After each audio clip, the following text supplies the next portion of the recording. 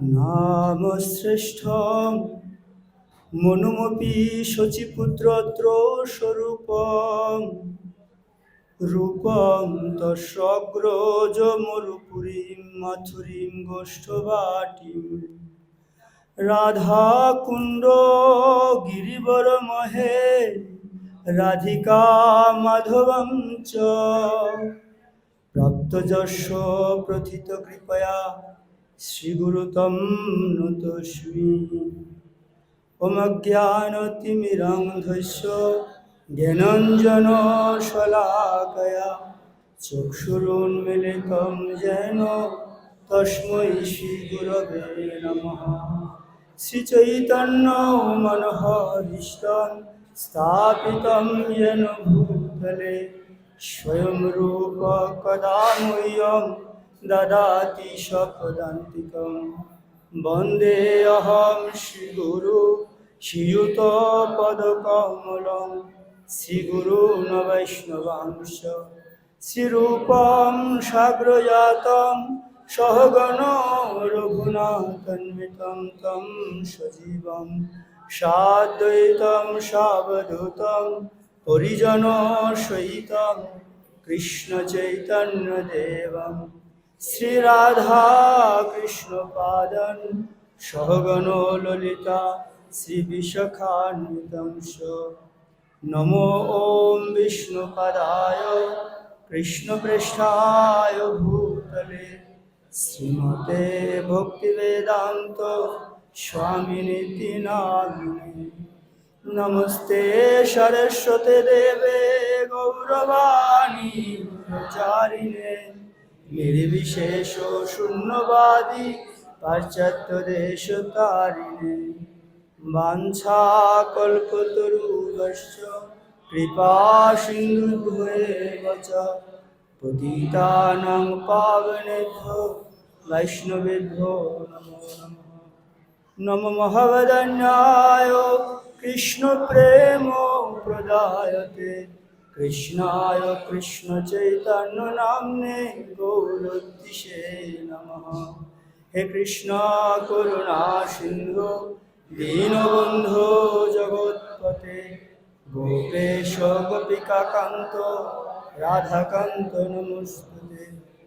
तप्त काञ्चन गौराङ्गी राधे वृन्दावनेश्वरी वृषभानुसुते देवी प्रणमामि हरिप्रिये। जय श्रीकृष्ण चैतन्य प्रभु नित्यानन्द श्री अद्वैत गदाधर श्रीवासादि गौरभक्तवृन्द। हरे कृष्ण कृष्ण कृष्ण हरे हरे हरे राम राम राम हरे हरे। ओम नमो भगवते वासुदेवाय। ओम नमो भगवते वासुदेवाय। ओम नमो भगवते वासुदेवाय।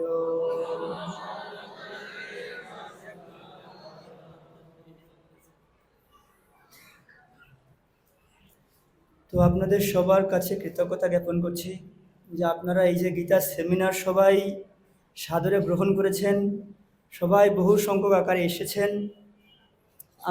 আমরা দেখেছি আপনারা কতটা সিনসিয়ারলি শ্রবণ করছেন। তো সেজন্য এটা অনেক আশাপ্রদ বা আশাব্যঞ্জক আমাদের জন্য যে ভগবান এই একাদশী তিথিতে অর্জুনকে লক্ষ্য করে গীতার জ্ঞান দান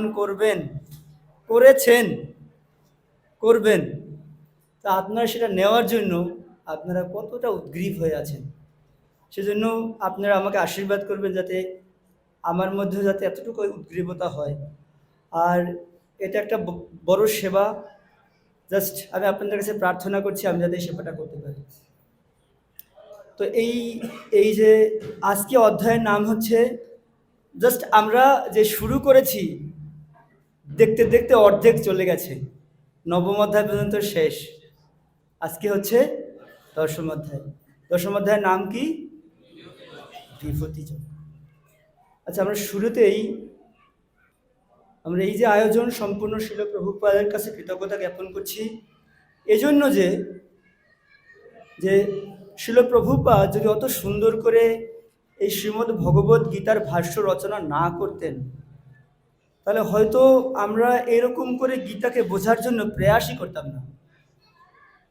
হয়তো আমরা এরকমই হতো না যে আমরা এরকম একসাথে বসতাম। প্রভুপাদ ভগবত গীতার ভূমিকায় লিখছেন যে এর ভগবত গীতার 600-র অধিক ভাষ্য আছে, তবু আমি এই ভগবত গীতা পাণ্ডুলিপি রচনা করার প্রয়াস করেছি।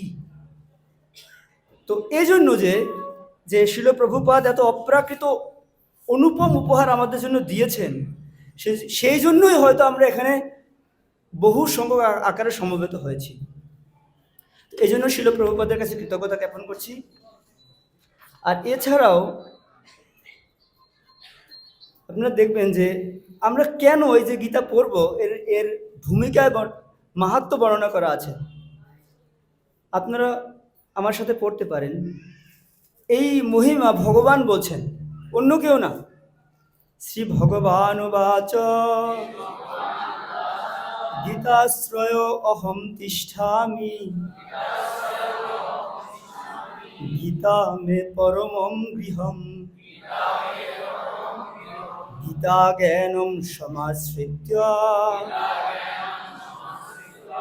ত্রিলোকীম পলায়াম্যহম। একজনে চাইলে অনুবাদটা পড়তে পারেন। হরে কৃষ্ণ। গীতার আশ্রয়ে আমি বর্তমান আছি, গীতাই আমার পরম গৃহ। এই গীতা জ্ঞানকে সম্যকভাবে আশ্রয় করেই আমি ত্রিলোক পালন করি। ভগবান বলছেন আমি এই ত্রিলোক পালন করি এই গীতাকে আশ্রয় করে। এরপরে এই ভগবত গীতার ভূমিকায় প্রভুপাদ লিখছেন আমি কি জন্য বা কি উদ্দেশ্যে বা কি মনোভাব নিয়ে ভগবত গীতা প্রকাশ করেছি, এটা একজনে পড়ুন। আমাদের উদ্দেশ্য ভগবত গীতা যথাযথ প্রকাশ করতে আমাদের এই যে প্রচেষ্টা, সেটি কেবল পরমেশ্বর ভগবান শ্রীকৃষ্ণের মহিমা প্রচার করারই প্রচেষ্টা। আমাদের উদ্দেশ্য হচ্ছে শ্রীকৃষ্ণের ইচ্ছাকে প্রতিষ্ঠিত করা। যে উদ্দেশ্য সাধন করার জন্য ব্রহ্মার প্রতিদিনে একবার ভগবান শ্রীকৃষ্ণ এই পৃথিবীতে অবতরণ করেন, সেই উদ্দেশ্যকে অনুপ্রাণিত করে বদ্ধ জীবদের পথ প্রদর্শন করবার জন্যই এই ভগবত গীতা যথাযথ প্রকাশিত হয়েছে। তাহলে বদ্ধ জীবদের পথ প্রদর্শন করার জন্যই এই ভগবত গীতা যথাযথ প্রকাশিত হয়েছে। আচ্ছা, আমরা ইতিমধ্যেই নবম অধ্যায় পর্যন্ত পড়েছি। তো এখানে জাস্ট আমি সংক্ষেপে আপনাদের একটু পূর্বসূত্র বর্ণনা করব। আপনারা জানেন যে আমরা প্রথম 1 থেকে 6ষ্ঠ অধ্যায় পর্যন্ত 6টা অধ্যায়, এটাকে বলা হয় কর্মশতক। সেখানে বর্ণনা করা হয়েছে কর্ম সম্বন্ধে একদম সবিস্তারে বর্ণনা করা হয়েছে। কর্ম কাকে বলে, কি কর্ম করা উচিত, কি কর্ম করা উচিত নয়, কোন কর্মের কোন গতি, এবং এই কর্ম সম্পাদনের ক্ষেত্রে কি কি বাধা আসে, এই সমস্ত বিষয়ে বিস্তারিত আলোচনা করা হয়েছে এই কর্মশতক নামক 6টা অধ্যায়, 1 থেকে 6ষ্ঠ অধ্যায়ের মধ্যে। আচ্ছা, আমরা দেখতে পাই প্রথম অধ্যায়ে 46টি শ্লোক আছে, দ্বিতীয় অধ্যায়ে 72টি শ্লোক আছে, তৃতীয় অধ্যায়ে 43টি শ্লোক আছে, চতুর্থ অধ্যায়ে 42টি, পঞ্চম অধ্যায়ে 29টি এবং ষষ্ঠ অধ্যায় 47টি শ্লোকের মধ্যে এই কর্মের মারপ্যাচ সম্পূর্ণরূপে সবিস্তারে বর্ণনা করেছে। আসলে এই কর্ম সম্বন্ধে এই ভগবত গীতার এই 6টা অধ্যায়ে এত সুন্দর বর্ণনা করা আছে, যে কেউ চাইলে কর্মের নিগুড় রহস্য সে অনুধাবন করতে পারবে। এরপরে 7ম অধ্যায় থেকে 12শ অধ্যায় ভক্তি শতক বর্ণনা করা হয়েছে। শতক মানে হচ্ছে 6টাকে মিলে বলা হয় শতক। তো এখানে ভক্তির বিস্তার বর্ণনা করা হয়েছে, একদম সবিস্তারে ভক্তি বর্ণনা করা হয়েছে। 7ম অধ্যায়ে বিজ্ঞান ভিত্তিকভাবে ভগবানকে বুঝিয়েছেন। ভগবান বুঝিয়েছেন ভক্তি আমাদের করা উচিত, সেটা বুঝিয়েছেন বিজ্ঞান ভিত্তিকভাবে। আচ্ছা, একটা সে জ্ঞান, একটা সে বিজ্ঞান। জ্ঞান হচ্ছে পরীক্ষালব্ধ জ্ঞান মানে শাস্ত্র জ্ঞান বা বইয়ের জ্ঞান, আর অনুভবলব্ধ জ্ঞানকে বলা হয় বিজ্ঞান। তো ভগবান এই সপ্তম অধ্যায়ে বিজ্ঞান ভিত্তিকভাবে বর্ণনা করেছেন যে ভক্তি আমাদের করা উচিত। কেন আমরা ভক্তি করব, কাকে ভক্তি করব এবং ভক্তি করার পন্থা সপ্তম অধ্যায়ে বর্ণনা করেছেন। এরপরে অষ্টম অধ্যায়ে বর্ণনা করছেন ভক্তির রেজাল্ট কি।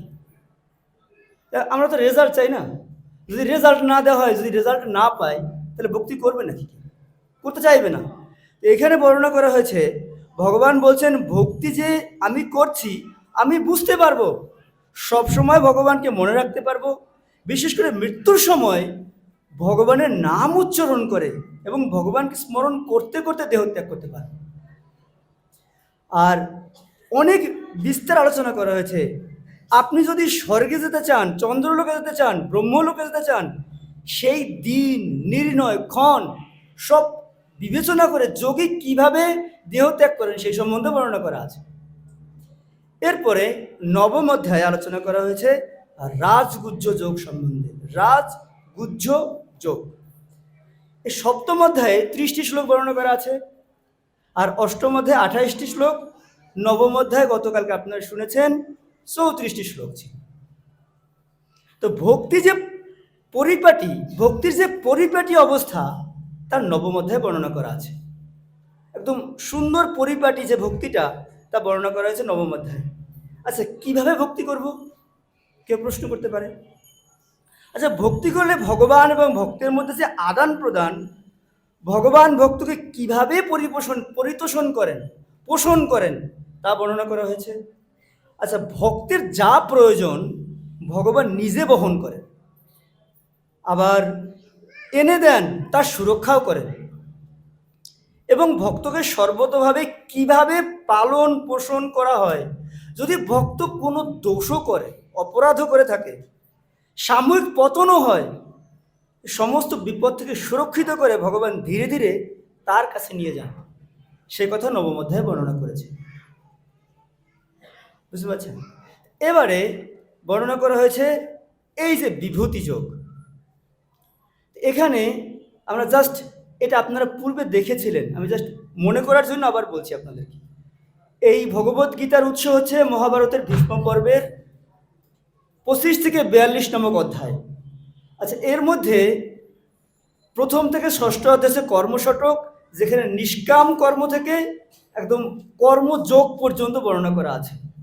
এরপরে সপ্তম অধ্যায় থেকে দ্বাদশ অধ্যায় ভক্তি শতক বর্ণনা করা আছে, আর ত্রয়োদশ অধ্যায় থেকে অষ্টাদশ অধ্যায় পর্যন্ত জ্ঞান শতক বর্ণনা করা আছে। এর মধ্যে হচ্ছে আমরা দেখতে পাই যে এই যে 3টে শতকের মধ্যে ভক্তি শতক হচ্ছে শ্রেষ্ঠ। কেন? এখানে এই সপ্তম থেকে নবম অধ্যায়ে পুরো ভক্তির একটা প্যাকেজ বর্ণনা করা আছে, সেজন্য এটা হচ্ছে শ্রেষ্ঠ। আচ্ছা, পুরো 18 অধ্যায়ের মধ্যে এই 6 অধ্যায় শ্রেষ্ঠ। এই 6 অধ্যায়ের মধ্যে সপ্তম থেকে দ্বাদশ অধ্যায়ের মধ্যে নবম অধ্যায় হচ্ছে শ্রেষ্ঠ।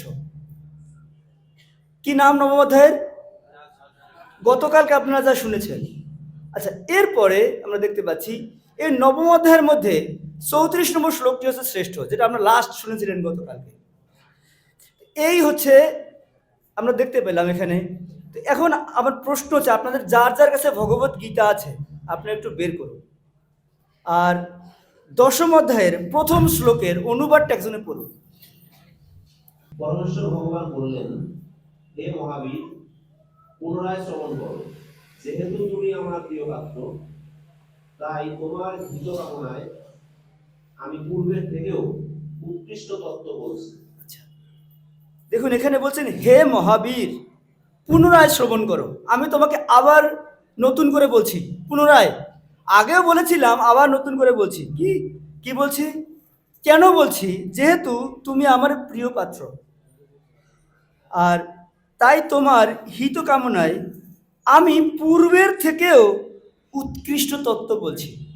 আচ্ছা, এই যে আমরা বললাম যে নবম অধ্যায় হচ্ছে শ্রেষ্ঠ, তাহলে ভগবান যে এখানে বলছেন আমি পূর্বের থেকে উৎকৃষ্ট তত্ত্ব বলছি, তাহলে ওই অধ্যায়ের নাম কেন রাজগুহ্য হলো, এই অধ্যায়ের নাম কেন হলো না? এটা আপনাদের কাছে প্রশ্ন। আপনারা কি প্রশ্নটা বুঝতে পেরেছেন?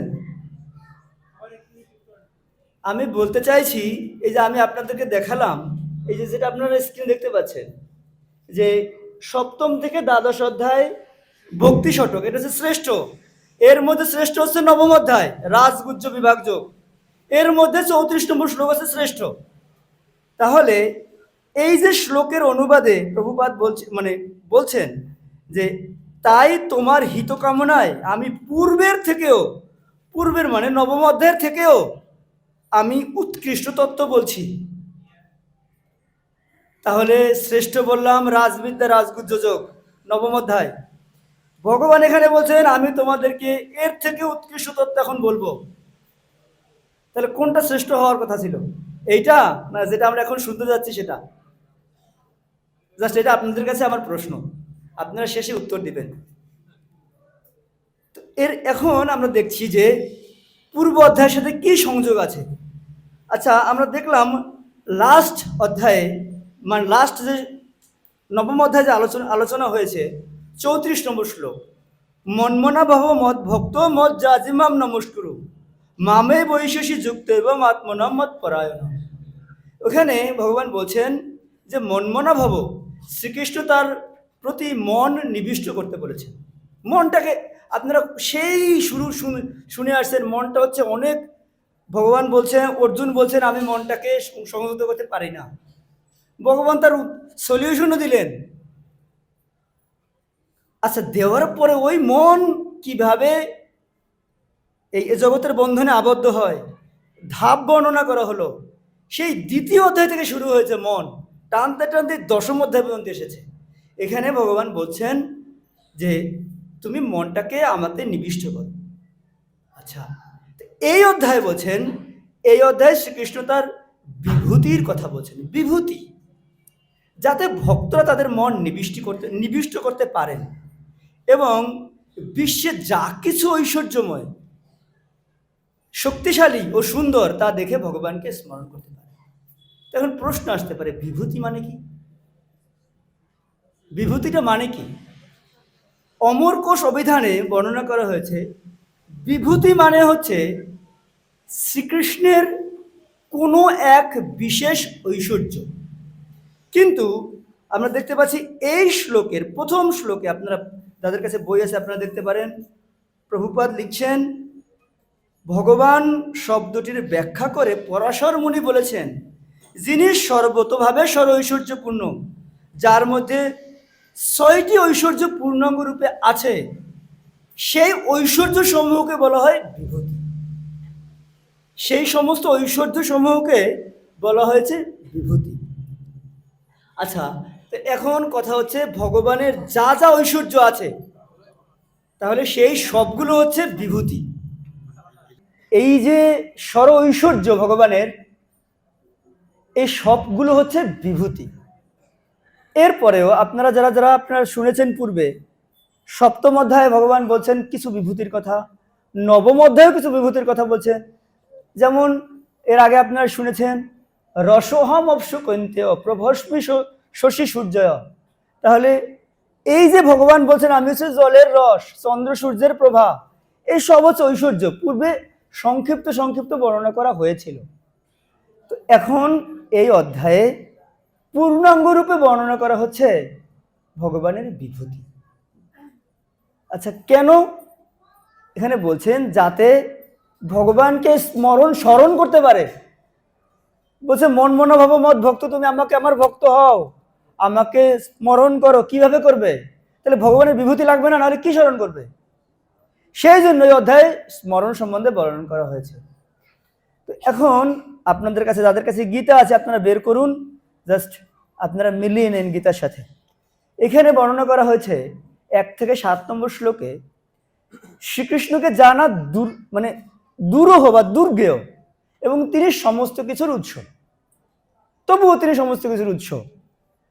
তো এখন আমরা দেখুন 2 নম্বর শ্লোকে বলা হয়েছে নমে বিদু সুরাগণা প্রভাবম ন মহৎসয়া, মানে যে দেবতারা বা মহর্ষিরাও আমার উৎপত্তি অবগত হতে পারে না। কেন পারে না? আচ্ছা, দেবতারা বা মহর্ষিরাও উৎপত্তি, কেননা সর্বতভাবে আমি দেবতা বা মহর্ষিদেরই উৎস, ওদের উৎস আমি, তাই তারা ভালোভাবে আমাকে জানতে পারে না অনেক সময়। এখানে এটা একটু ওখানে পড়ুন, কেন পারে না আর কিভাবে পারবে জানতে।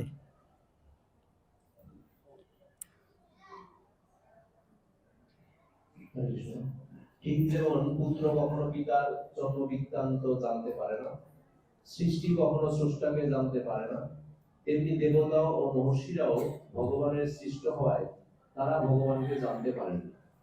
সাধারণ মানুষের কথা তো বলাই বাহুল্য, বড়দের বিদ্যাভূষণ। হ্যাঁ, এরপরেরটা অধিকাংশ মানুষই শ্রীকৃষ্ণকে তার স্বরূপে উপলব্ধি করতে পারে না, তাই শ্রীকৃষ্ণ তার অহিতবিক করুণার বশবর্তী হয়ে এই জগতে অবতরণ করে, এই সমস্ত মনোধর্মীদের অনুগ্রহ করে। কিন্তু ভগবানের অলৌকিক লীলা সত্ত্বেও এই ধরনের মনোধর্মীরা জড়জগতের মানুষের দ্বারা প্রদূষিত থাকার ফলে মনে করে যে নির্বিশেষ ব্রহ্মই পরম তত্ত্ব। কেবল যে সমস্ত ভক্ত সর্বতভাবে ভগবানের চরণে আত্মসমর্পণ করেছেন, তারাই ভগবানের কৃপার প্রভাবে শ্রীকৃষ্ণকে পরম তত্ত্ব উপলব্ধি করতে পারে। আচ্ছা, জানা যায় না কিন্তু জানতে পারেন। কিভাবে জানতে পারেন? যে সমস্ত ভক্ত সর্বতভাবে পরমেশ্বর ভগবানের চরণে আত্মসমর্পণ করেছেন, তারাই ভগবানের কৃপার প্রভাবে আত্মসমর্পণ করেছেন, তারা ভগবানের কৃপার প্রভাবে শ্রীকৃষ্ণকে পরম তত্ত্বরূপে উপলব্ধি করতে পারেন। আচ্ছা, তাহলে দুর্গেও কিন্তু জানা যায়। 3 নম্বর শ্লোকে বলছেন, আচ্ছা, জানতে হলে ভগবানকে জানলে কি হয়? তাহলে জানলে কি লাভ কি আমার? তো এর আগে বলছে জানা যায় কিভাবে। তো জানার জন্য 3টি প্রসেস বলছেন এই শ্লোকে। যে কি? প্রথমে বলছেন উনি হচ্ছেন মাম অজম, তিনি হচ্ছেন জন্মরহিত। যদি কেউ জানে আমাকে, আমি জন্মরহিত। আর উনি হচ্ছেন অনাদি, যার আদি নেই, আদি অন্ত নেই। আর একটা হচ্ছে লোক মহেশ্বরম, তিনি সর্বলোকের মহেশ্বর। এই 3টে যদি কেউ ভালোভাবে জানে। আচ্ছা, 4র্থ অধ্যায়ে আপনারা দেখলেন ভগবান কেন আবির্ভূত হন, হয়ে কি করেন। আবার এও শুনলেন ভগবানের জন্মকর্ম হচ্ছে কি? দিব্য। শুনলেন না? এখন উনি বলছেন উনি হচ্ছেন মাম অজম, আমি জন্মরহিত, আমার জন্ম মৃত্যু জন্ম নাই। আপনারা জন্মাষ্টমী পালন করেন না? করেন? তাহলে দুর্গেও কিনা ভগবানকে জানা? হ্যাঁ, সহজ না। কিন্তু যদি কেউ জানেন ভালোভাবে, উনি ভগবান হচ্ছেন জন্মরহিত, অনাদি, আর উনি হচ্ছেন সর্বলোক মহেশ্বর, তাহলে কি লাভ হবে? তাহলে লাভ হবে এটা যে সর্ব পাপই প্রমুচ্যতে, তিনি মোহশূন্য হয়ে সমস্ত পাপ থেকে মুক্ত হন। এই 3টে বিষয় ভালো করে জানলেই এ জগতের প্রতি তিনি মোহশূন্য হয়ে যাবেন। হয়ে গেলে তিনি সমস্ত পাপ থেকে মুক্ত হয়ে যাবেন, ভালো করে যদি কেউ জানতে পারে। আচ্ছা, যদি জানে, এবার 4 এবং 5 নম্বর শ্লোকে বলছেন ভগবান কৃষ্ণই যাবতীয় এই সমস্ত গুণের আধার এবং উৎস। কি কি গুণ? দেখুন 4-5 নম্বর শ্লোকে একদম বিস্তার করে বর্ণনা করা আছে। ওনার বুদ্ধি, জ্ঞান, সংশয়, মোহ থেকে মুক্তি, ক্ষমা, সত্যবাদিতা, ইন্দ্রিয় সংযম, মনোসংযম, সুখ দুঃখ, জন্ম মৃত্যু, ভয় অভয়, অহিংসা, সমতা, সন্তোষ, এই প্রাণীদের এই সমস্ত নানা প্রকার ভাব আমার থেকে উৎপন্ন হয়। এগুলো সব আমার থেকে আসে। এমন না সে কোথা থেকে ক্যারি করে নিয়ে এসেছে, এরকম না, আমার কাছে আসে, আমার কাছ থেকে তারা প্রাপ্ত হয়। আচ্ছা, শুধু তাই না, আরো আমি তোমাকে বলছি, এই যে সৃষ্টির উৎস, এই যে যা সৃষ্টি তুমি দেখতে পাচ্ছ, এই সৃষ্টির উৎস হচ্ছে আমি। কিভাবে? সপ্ত মহর্ষি, তাদের পূর্বজাত সনকাদি 4 কুমার, 14 মনু, সকলে আমার মন থেকে উৎপন্ন হয়ে আমার থেকে জন্মগ্রহণ করেছেন, এবং এই জগতের স্থবর জঙ্গমাদি সমস্ত প্রজা তারাই সৃষ্টি করেছেন। তাই এই সৃষ্টির উৎস হচ্ছে আমি। এই যে সৃষ্টি দেখতে পাচ্ছ, এই সমস্ত উৎস হচ্ছে আমার থেকে এসেছে। আচ্ছা, এই পর্যন্ত ভগবান বললেন। বলার পরে তাহলে এখন ভগবান একটা কথা বলছেন যে আচ্ছা দেখো অর্জুন, এই বিভূতি সম্পর্কে শ্রবণ যদি তুমি করো তাহলে তার ফলটা কি হবে? ফল হচ্ছে যে দেখুন 7 নম্বর শ্লোকে বর্ণনা করা হয়েছে, সেহ বিকল্পন যোগেন যুজ্যতে নত্র সংশয়। মানে যিনি আমার এই বিভূতি ও যোগ যথাযথ রূপে জানেন, তিনি অবিচলিতভাবে ভক্তিযোগে যুক্ত হন, সে বিষয়ে কোনো সন্দেহ নাই। ভক্তিযোগে যুক্ত হয়ে যাবেন এই বিভূতি ভালো করে জানলেই। বিভূতি জানলেই তিনি সংশয় মুক্ত হয়ে একদম নিঃসন্দেহে ভগবানের ভক্ত হয়ে যাবেন। আচ্ছা, একবার শ্রীমৎ, আপনারা নাম শুনে থাকবেন, রাধা গোবিন্দ দাস গোস্বামী মহারাজ। উনি শিল প্রভুপাদের সাথে উনি রুমে ছিলেন একবার। তো প্রভুপাদ ওনাকে বলছিলেন, জানো শ্রীমৎ ভাগবতের 10ম স্কন্ধ হচ্ছে কৃষ্ণের সম্পূর্ণ বিভূতি। ভাগবতের 10ম স্কন্ধ হচ্ছে কৃষ্ণের সমগ্র বিভূতি। তাই এই বিভূতি সমূহ তুমি জানার চেষ্টা করো। তো এখন উনি এই কথা বলার পরে ওই দিন থেকে রাধা গোবিন্দ স্বামী মহারাজ উনি একদম ভাগবতকে যেন তার জীবন প্রাণ করে নিয়েছেন। প্রভুপাদ রাত 12টার সময় উঠেছেন এই লেখার জন্য, গ্রন্থ রচনা করার জন্য। উনি দেখছেন লাইট জ্বলে, প্রভুপাদ একদম নির্দ্বিধায় বলে দিলেন রাধা গোবিন্দ ভাগবত পড়ছে। তো উনি রাধা গোবিন্দ স্বামী মহারাজ উনি বুঝতে পারেনি যে প্রভুপাদ যে বলছেন এই 10ম স্কন্ধ হচ্ছে বিভূতি, বিভূতিটা মানে কি? তো পরে উনি বললেন, আমি প্রভুপাদের কাছে, প্রভুপাদ আমি ঘুমাচ্ছিলাম, লাফ দিয়ে উঠলাম, উঠে আমি হতচিত হয়ে আমি তাকিয়ে দেখছি প্রভুপাদ আমাকে ডাকছেন আর বলছেন, এই শুনে যাও, আমি তোমাকে বলবো বিভূতি কি। আমি তখন দৌড়ে গেলাম প্রভুপাদের রুমে, গিয়ে দেখছি প্রভুপাদ লিখছে, তমাল কৃষ্ণ মহারাজ আমাকে বারণ করলেন তুমি এখন যেও না। আমি প্রভুপাদের কক্ষে পাগলের মতো ছুটে যেতাম শুনতে বিভূতিটা কি। তো প্রভুপাদের করুণায় আমি আজকে বুঝতে পেরেছি বিভূতি কি। তাই যারা এখনকার ভাগবত কথা রচনা বর্ণনা করেন তাদের মধ্যে সর্বোৎকৃষ্ট সর্বোত্তম শ্রীমৎ রাধা গোবিন্দ দাস গোস্বামী মহারাজ। বুঝতে পারছেন? প্রভুপাদ খালি বলছেন তুমি এটা ভালো করে জানার চেষ্টা করো, ওইটুকুই। তো ঠিক যদি জানে তাহলে কি লাভ হবে? সন্দেহ মুক্ত হয়ে তিনি ভক্ত হয়ে যাবেন। এ কথা 1 থেকে 7 নম্বর শ্লোকে বলছেন। আচ্ছা, আপনি এটা একজনে পড়ুন, বিভূতি, ভগবানের বিভূতি সম্পর্কে জানার ফলটা কি। প্রভুপাদ লিখছেন, সাধারণত সকলেই জানে যে ভগবান মহান, কিন্তু ভগবান কত বড় মহান তা তারা বিশদ ভাবে অবগত নয়। এখানে তার বিশদ বর্ণনা করা হয়েছে।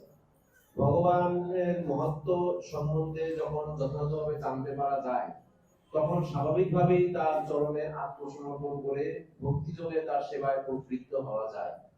বাস্তবিকভাবে ভগবানের বিভূতি সম্বন্ধে অবগত হতে পারলে ভগবানের চরণে আত্মসমর্পণ করা ছাড়া বিকল্প আর কোনো উপায় থাকে না। যথার্থ এই তত্ত্বজ্ঞান শ্রীমৎ ভাগবত, ভগবদ্গীতা এবং এই ধরনের শাস্ত্র গ্রন্থের বর্ণনার মাধ্যমে জানতে পারা যায়। তাহলে আমরা কি বুঝতে পারি? তাহলে আমাদের গীতা, ভাগবত এই শাস্ত্রগুলো ভালো করে অধ্যয়ন করা উচিত আর প্রচার করা উচিত। কেন অধ্যয়ন করা উচিত? কেন? নিজে ভালো করে ভগবানের বিভূতি জানতে আর অন্যকে জানাতে। বুঝতে পারছেন? এই শিল প্রভুপাদের মনোভাব ব্যক্ত করছেন। তাই ভালো করে পড়া উচিত। পড়লে লাভ কি? কেউ যদি তত্ত্বগতভাবে ভগবানকে জানে তাহলে কি লাভ হবে? আর ফিরে আসতে হবে না, ভগবান বলছেন। এরপরে এক মহান জ্ঞান এই এই অধ্যায় বর্ণনা করেছেন। কি মহান জ্ঞান? আপনারা যেমন জানেন চতুর্শ্লোকী ভাগবত শুনেছেন আপনারা, 4 শ্লোকে ভাগবত, ঠিক একইভাবে 4 শ্লোকে ভগবত গীতা বর্ণনা করা হয়েছে, চতুর্শ্লোকী ভগবত গীতা। এই 4টি শ্লোকে ভগবান বিভূতি যোগের জ্ঞান হতে সম্যক জ্ঞান লাভ হয় তা বর্ণনা করেছেন। এই যে সম্যক বিভূতি ভগবানের, তা এই 4টি শ্লোকে বর্ণনা করেছে। কি 8 থেকে 11 নম্বর শ্লোকে, যেটা হচ্ছে চতুর্শ্লোকী গীতা। তো আমরা এই 4টা শ্লোক একটু সবাই মিলে একসাথে পড়ব, ঠিক আছে? 8 নম্বর শ্লোক, অহম সর্বস্ব প্রভাব মত্তম সর্বম প্রবর্ততে ইতি মত্যা ভজন্তে মাম বুধা ভব সমন্বিতা। অনুবাদটা একজনে পড়ুন। অনুবাদ, আমি জড় ও চেতন জগতের সবকিছুর উৎস, সবকিছু আমার থেকেই প্রবর্তিত হয়। সেই তত্ত্ব অবগত হয়ে পণ্ডিতগণ শুদ্ধ ভক্তি সহকারে আমার ভজনা করেন। আচ্ছা, এই শ্লোকটিকে সম্বন্ধ তত্ত্ব বর্ণনা করা হয়েছে। সম্বন্ধ, আচ্ছা সম্বন্ধ তত্ত্বটা মানে কি? সম্বন্ধ মানে হচ্ছে সম্পর্ক, আমি কে, ভগবানকে। এখানে বলছেন আমি এই জড় চেতন জগতের সমস্ত কিছুর উৎস, সবকিছু আমার থেকে প্রবর্তিত হয়, এটা কেউ জেনে আমার সাথে সম্পর্ক করবে। আচ্ছা, এখন সবকিছু উৎসরূপে কিভাবে শ্রীকৃষ্ণকে উপলব্ধ করা যায়? কেউ প্রশ্ন করতে পারে কিভাবে করা যায়? বর্ণনা করা হয়েছে সৎ গুরুদেবের কাছ থেকে কৃষ্ণ সম্বন্ধে কেবল শ্রবণের মাধ্যমে, গুরু পরম্পরা ধারায় সৎগুরুর কাছ থেকে কৃষ্ণ তত্ত্ব কেবল শ্রবণ করার মাধ্যমেই এই কৃষ্ণ তত্ত্ব উপলব্ধ করা যায় বা সম্বন্ধ স্থাপন করা যায়।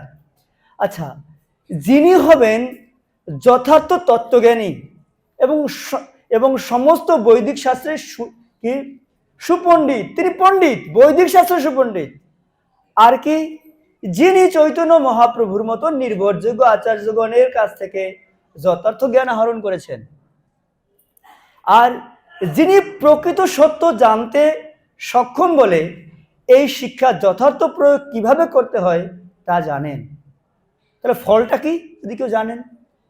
ফল হচ্ছে যিনি অপসিদ্ধান্ত মূর্খ লোকদের অপপ্রচারের দ্বারা কখনোই প্রভাবিত হবেন না। যদি কেউ এরকম ভালোভাবে জেনে সম্বন্ধ স্থাপন করে, তাহলে তিনি আর এই কিসের বিপদের পাল্লায় পড়বে না। অনেক, আপনি যদি সমুদ্রে নামেন, তিমির কুমির আছে আপনাকে ধরে ফেলবে, অনেক মায়াবাদী আছে যারা আপনাকে যে কোনো ভাবে ধরে ফেলতে পারে। তো প্রভুপাদ এই শ্লোকে একটা সুপারিশ করেছেন যে গীতার সমস্ত অপ্রামাণিক ভাষ্য ও ব্যাখ্যা বর্জন করে তার দৃঢ় প্রত্যয় ও গভীর নিষ্ঠার সঙ্গে কৃষ্ণ ভাবনার উন্নতি সাধন করা উচিত। কি অপ্রামাণিক ভাষ্য? যা প্রমাণ সিদ্ধ ভাষ্য নয়, যা প্রামাণিক না, যা পরম্পরা ধারায় আসেনি, তাকে বাদ দিতে বলছেন। এভাবে সম্বন্ধ স্থাপন করতে বলেছেন। আচ্ছা, 9 নম্বর, দ্বিতীয় হচ্ছে অভিধেয় তত্ত্ব। অভিধেয় মানে কি? করণীয় কি? আমি তো জানলাম আমি কে, ভগবানকে, তাহলে আমি কি করব? জেনে বসে থাকবো? আমি কি করব এখন? সম্বন্ধ জানার পর আমি কি করব? এই শ্লোকে বলছেন কি করব? মচ্চিত্য়া মদ্গত প্রাণা বোধয়ন্ত পরস্পরম কথায়ন্তশ্চ মাম নিত্যম তুষ্যন্তি চ রমন্তি চ। অনুবাদটা পড়ুন একজন। যাদের চিত্ত ও প্রাণ সম্পূর্ণরূপে আমাদের সমর্পিত, তারা পরস্পরের মধ্যে আমার কথা সর্বদাই আলোচনা করে এবং আমার সম্বন্ধে পরস্পরকে বুঝিয়ে পরম সন্তোষ ও অপ্রাকৃত আনন্দ লাভ করে। আচ্ছা, লাভ করেন। আচ্ছা, আমরা দেখলাম এর আগে ছিল সম্বন্ধ, আমি সম্বন্ধ স্থাপন করলাম। উনি হচ্ছেন জড় চেতন জগতের সমস্ত কিছুর উৎস। হ্যাঁ, আচ্ছা, এখন যদি কেউ জেনে ফেলে তাহলে কি করবে? উনি এই পরস্পরের মধ্যে আমার কথা সর্বদাই আলোচনা করবেন এবং আমার সম্বন্ধে পরস্পরকে বুঝিয়ে সন্তোষ ও অপ্রাকৃত আনন্দ লাভ করবেন। তার মানে আপনারা কি বুঝতে পারছেন? কি করবে সে? কি করবে? প্রচার করবে। কি প্রচার করবে? কাকে প্রচার করবে? ভগবানকে। কি কথা? আচ্ছা, ভগবান আর ভগবত গীতা কি আলাদা না এক? তাহলে কি প্রচার করবে? এই গীতার জ্ঞান প্রচার করবে। বুঝতে পারছেন? তাহলে এইটা হচ্ছে অভিধেয় তত্ত্ব। আমি বললাম চতুর্শ্লোকে গীতা, 4 শ্লোকে পুরো ভগবত গীতার জ্ঞান বর্ণনা করা হয়েছে। প্রথমে বললাম সম্বন্ধ তত্ত্ব, দ্বিতীয় হচ্ছে অভিধেয় তত্ত্ব। আমি জানলাম সম্পর্কটা কি, আমি কে, ভগবানকে। তাহলে আমি হচ্ছে কৃষ্ণের নিত্য দাস আর ভগবান হচ্ছেন প্রভু, আমি জেনে ফেললাম। তাহলে দাসের কর্তব্যটা কি? এখন প্রভুর কথা প্রচার করবে।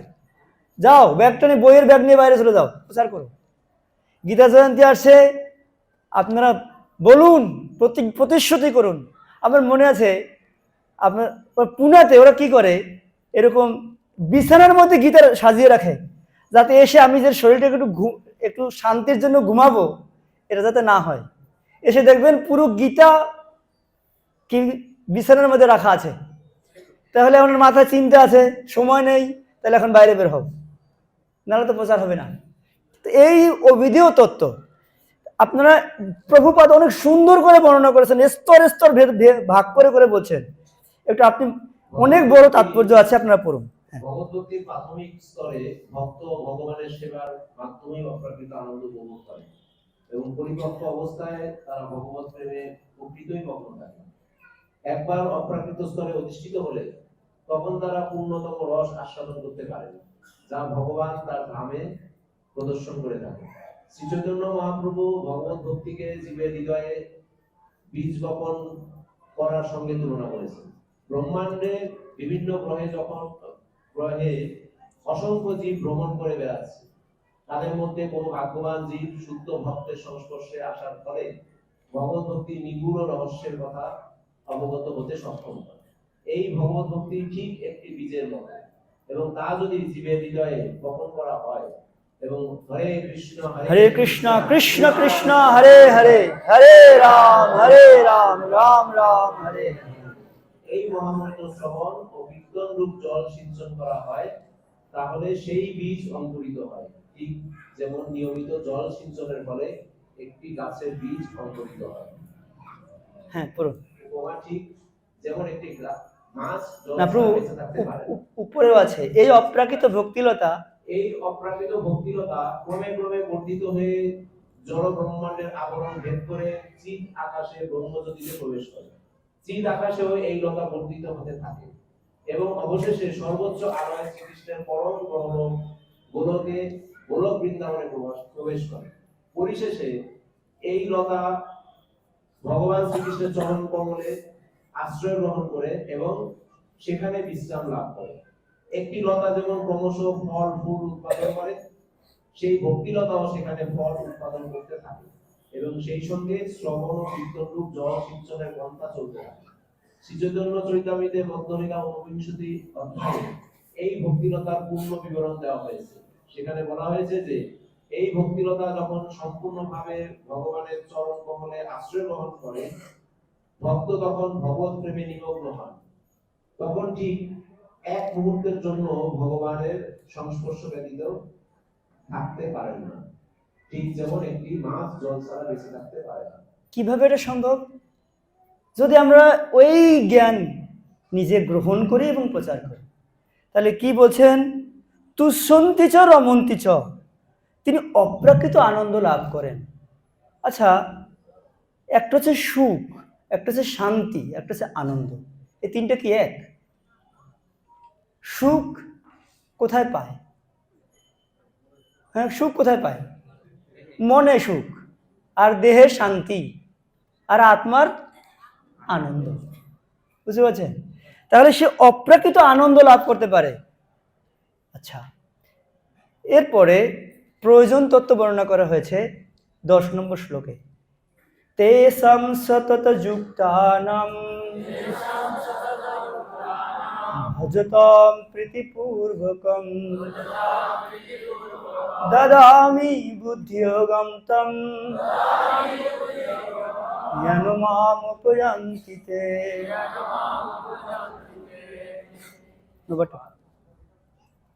যারা ভক্তিযোগ দ্বারা প্রীতিপূর্বক আমার ভজনা করে নিত্যযুক্ত, আমি তাদের শুদ্ধ জ্ঞানজনিত বুদ্ধিযোগ দান করি, যার দ্বারা তারা আমার কাছে ফিরে আসতে পারে।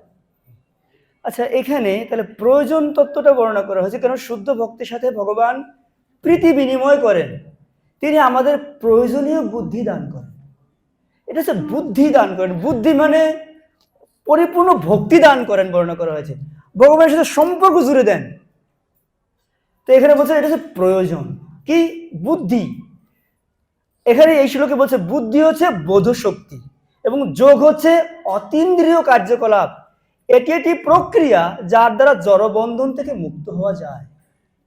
আচ্ছা, তাহলে এখন কেউ প্রশ্ন করতে পারে সাধনার লক্ষ্য কি?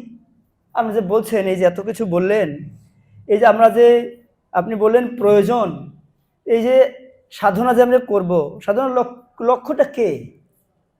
কে কার সাথে আমরা সম্বন্ধ স্থাপন করবো? প্রয়োজনটা কে আমাদের? প্রয়োজন হচ্ছে পরমেশ্বর ভগবান শ্রীকৃষ্ণ। আচ্ছা, কিভাবে লক্ষ্য সম্পর্কে অবগত হওয়া যায়? ভগবানের ভক্ত সদ্গুরুদেবের সঙ্গ করার মাধ্যমে।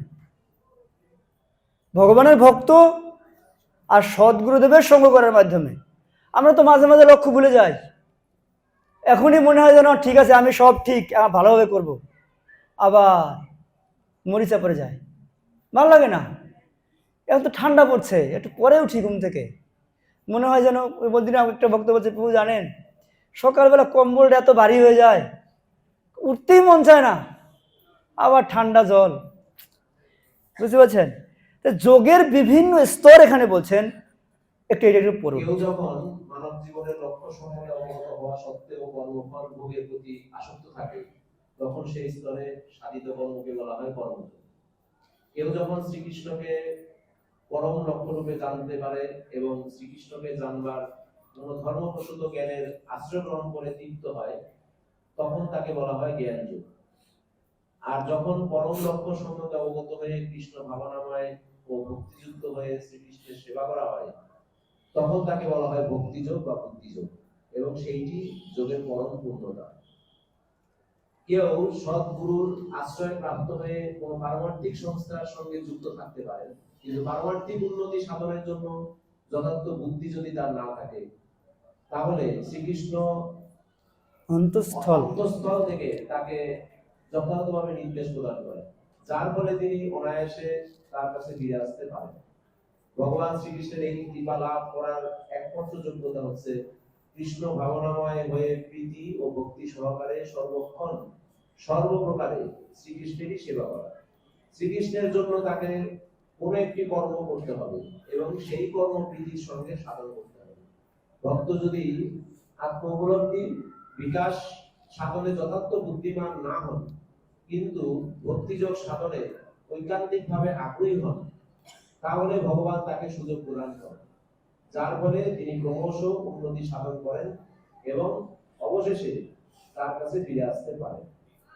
যা হোক, করুক না করুক, বুঝুক না বুঝুক, ভগবান বলছেন আমি ব্যবস্থা করব।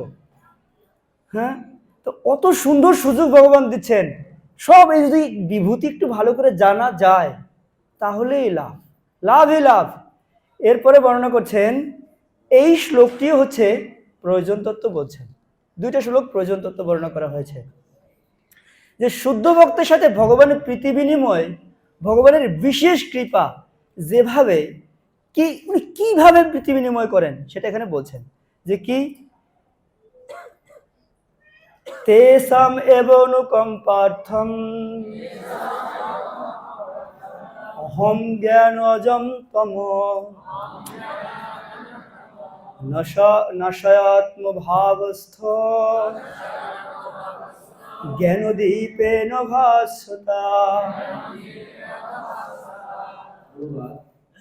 তাদের প্রতি অনুগ্রহ করার জন্য আমি তাদের হৃদয়ে অবস্থিত হয়ে উজ্জ্বল জ্ঞান প্রদীপের দ্বারা অজ্ঞানজনিত অন্ধকার নাশ করুন। আচ্ছা, এখানে বলছেন তাদের প্রতি অনুগ্রহ করার জন্য আমি তাদেরকে অনুগ্রহ করতে চাই। আমি তাদের হৃদয়ে অবস্থিত হয়ে উজ্জ্বল জ্ঞান প্রদীপের দ্বারা অজ্ঞানজনিত অন্ধকার নাশ করি। আচ্ছা, আপনারা দেখবেন, আপনারা শুনেছেন কৃষ্ণ বৃন্দাবন থেকে চলে গেলেন, হ্যাঁ না? গেলেন না? গেলেন। আচ্ছা, এখন যে কোনো কেউ ভাবতে পারে, আচ্ছা কৃষ্ণ তো বৃন্দাবন থেকে চলে গেলেন, এখন কৃষ্ণ আর ব্রজবাসীদের কাছে নাই। এটা কি এরকম? কৃষ্ণ কাছ থেকে চলে গেলেন, কিন্তু বসলেন কোথায়? এসে এর ভিতরে বসলেন কেন? যাতে আমি তার হৃদয়ে অবস্থান করি। কি করি? উজ্জ্বল জ্ঞান প্রদীপের দ্বারা অজ্ঞানজনিত অন্ধকার নাশ করি। ভগবান চলে গেছেন। আচ্ছা, আপনারা বলতে পারেন তো তো চলেই গেলেন। আচ্ছা, যদি চলে গেলেন তাহলে বারবার মনে করাচ্ছেন কে? আচ্ছা, এই ব্রজগোপীরা ভুলতে পারে না কেন কৃষ্ণকে? তার মানে কেউ মনে করে দিচ্ছেন। কে মনে করে দিচ্ছেন? এখানে বসে মনে করে দিচ্ছেন। আগে ছিলেন কোথায়? এখানে। এখন বসেছেন কোথায় গিয়ে? এখানে। তাহলে কোনটা লাভ বলুন? ভগবান বলছেন আমি তোমার হৃদয়ের মধ্যে বসে যাব, তোমার চিন্তা করতে হবে না। বুঝতে পারছেন? তুমি যদি খালি বিভূতিটা ভালো করে জানো কি, তাহলে আমি তোমার এই অজ্ঞানজনিত অন্ধকার আমি নাশ করে দিব। হ্যাঁ, এইভাবে এই চতুর্শ্লোকী গীতা বর্ণনা করলেন। এখন যখন বর্ণনা করা হয়ে গেল, আপনারা একটু একটু পড়ুন। হ্যাঁ, লক্ষ লক্ষ জন্ম জন্মান্তরে বৈষয়িক স্বর্গের পুরুষতার দ্বারা আমাদের হৃদয় আচ্ছন্ন হয়ে আছে, কিন্তু আমরা যখন সেবায় যুক্ত হয়ে নিরন্তর হরে কৃষ্ণ মহামন্ত্র জপ করতে থাকি, তখন অতি শীঘ্র হৃদয়ের সমস্ত আবর্জনা বিদূরিত হয় এবং আমরা শুদ্ধ জ্ঞানের পর্যায়ে উন্নতি লাভ করি। পরম লক্ষ্য শ্রীকৃষ্ণকে কেবলমাত্র এভাবেই কীর্তন সেবার মাধ্যমে প্রাপ্ত হওয়া যায়। মনোধর্ম প্রসূত কল্পনা অথবা যুক্তিতর্কের মাধ্যমে নয়। জীবন ধারণের আবশ্যকতাগুলোর জন্য শুদ্ধ ভক্ত কোনো রকম উদ্বেগগ্রস্ত হন না। তার উদ্বিগ্ন হবার প্রয়োজন নেই, কারণ তার হৃদয় থেকে অজ্ঞানতার অন্ধকার দূর হয়ে যাওয়ার পরে পরমেশ্বর ভগবান আপনা থেকেই তার সমস্ত প্রয়োজন মিটিয়ে দেন। কারণ ভক্তের ভক্তিযুক্ত সেবায় ভগবান অত্যন্ত কৃতজ্ঞ। এটি হচ্ছে ভগবদ্গীতার শিক্ষা সারমর্ম। ভগবদ্গীতা অধ্যয়ন করার মাধ্যমে আমরা সর্বতভাবে ভগবানের চরণে আত্মসমর্পণ করে শুদ্ধ ভক্তি যোগে তার সেবায় নিযুক্ত হতে পারি। ভগবান যখন আমাদের দায়িত্ব গ্রহণ করেন, তখন আমরা সব রকম জাগতিক প্রচেষ্টা থেকে মুক্ত হই। প্রভুপাদ শেষে এসে বলছেন আমরা যদি ভগবদ গীতা ভালোভাবে অধ্যয়ন করি তাহলে আমরা আত্মসমর্পণ করতে পারবো। বুঝতে পারছেন? তো এই হচ্ছে ব্যাপার। এখানে অনেক সুন্দর করে বর্ণনা করলেন অর্জুনের কাছে যে দেখো এই যে সমগ্র বিভূতি আমি তোমাকে এখন বললাম, এবার ভগবানকে অর্জুন বলছেন। অর্জুন ভগবানের বিভূতি সম্বন্ধে শ্রবণে অর্জুনের আগ্রহ প্রকাশ করছে। তো আরেকটু বলুন না, আমি যে একটু আগে কথা বললাম যে হ্যাঁ ঠিক আছে, মানে অর্জুন বলতে চাইছে যে আরেকটু বিস্তার করে বলুন, আমি আরেকটু শুনতে চাই আপনার কাছ থেকে। যেভাবে অনেক সময় এরকম হয় না, আর শ্রবণ করার পরে আরেকটু ভালো লাগছিল শুনতে, আরেকটু বলুন না কেন, যেন আরেকটু শুনতে মন চাইছে, বলুন। তো উদ্ধব যখন বৃন্দাবনে আসলেন, উদ্ধব আসলে আপনাদের মনে আছে কিনা শ্যাম ভগবান বলছিলেন যে গীতা হচ্ছে প্রেমপত্র, কিন্তু কৃষ্ণ উদ্ধবের কাছে এই ব্রজবাসীদের জন্য একটা প্রেমপত্র পাঠিয়েছিলেন। কৃষ্ণ পাঠিয়েছিলেন উল্টো। হ্যাঁ, এর আগে আমরা দেখলাম কে পাঠিয়েছে? রুক্মিণী দেবী। কৃষ্ণ পাঠাচ্ছেন ব্রজবাসীদেরকে।